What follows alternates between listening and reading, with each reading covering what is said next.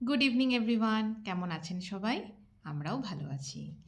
আজ হলো শুক্রবার, এখন বাজে ঘড়িতে সন্ধ্যে 6:30। তো আমাদের চা খাওয়া হয়ে গেছে, আমার ছেলের খাবার খাওয়াও হয়ে গেছে বিকেলের। তো এখন আমরা খেলছিলাম দুজন মিলে। তো ওর বাবা গেছে একটু সুপার মার্কেট।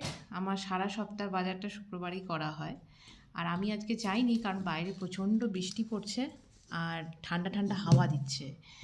তো গেলে ছেলেটার ঠান্ডা লেগে যাবে, তো সেই জন্য আর গেলাম না। তো যাই হোক, তো চলুন আজ এখান থেকেই ব্লগটা শুরু করছি। আজ সারাদিন খুব ব্যস্ততার মধ্যেই কেটেছে। তো সকাল থেকে আমি বিশেষ খুব একটা কিছু রান্নাবান্না করিনি। তো আজকে ভাবছি রাতে একটু KFC স্টাইল চিকেন ফ্রাই বানাবো। তার জন্য আমি কিন্তু 1 ঘন্টা আগেই চিকেনগুলোকে স্কিন সমেত পিস পিস করে নিয়েছি। আর এটাকে একটু বাটার মিল্কের মধ্যে আমি সোক করে রেখেছিলাম। এবার আমি বেশ কিছু কোয়া রসুন নিয়ে ওটাকে মিক্সার গ্রাইন্ডারের মধ্যে গ্রাইন্ড করে নিচ্ছি। আচ্ছা, এরপরে আমি একটা কোটিং বানাচ্ছি, যার জন্য একটা ডিম ফাটিয়ে নিচ্ছি, তার মধ্যে একটু ময়দা আর একটু নুন দিয়ে ভালো করে ফেটিয়ে নিচ্ছি যাতে কোনো লাম্পস না থাকে। তারপরে চিকেনটাকে ম্যারিনেট করার জন্য একটা বাটিতে সামান্য সাদা তেল আর একটু রসুন বাটা, নুন আর একটু অরিগ্যানো দিয়ে ভালো করে মিশিয়ে ওটা চিকেনের গায়ে ভালো করে এপিট ওপিট করে মাখিয়ে নিলাম। এটাকে এবার 10 মিনিটের জন্য রেখে দিচ্ছি। আচ্ছা, সেকেন্ড একটা কোটিং আমি তৈরি করে নিচ্ছি। এটার জন্য আমি ময়দা নিলাম, একটু বেকিং পাউডার, নুন, অরিগ্যানো আর রসুনের পেস্ট দিয়ে ভালো করে সবগুলোকে একসাথে মিশিয়ে নিয়ে কোটিংটা রেডি করলাম।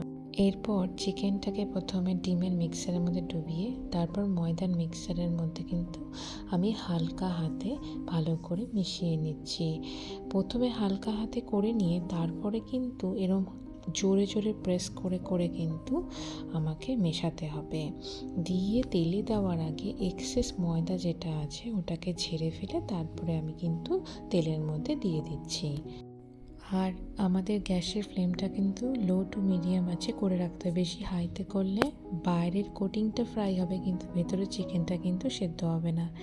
তো যাই হোক, বাকিগুলোকেও আমি এরকম করে সব ফ্রাই করতে দিয়ে দিলাম।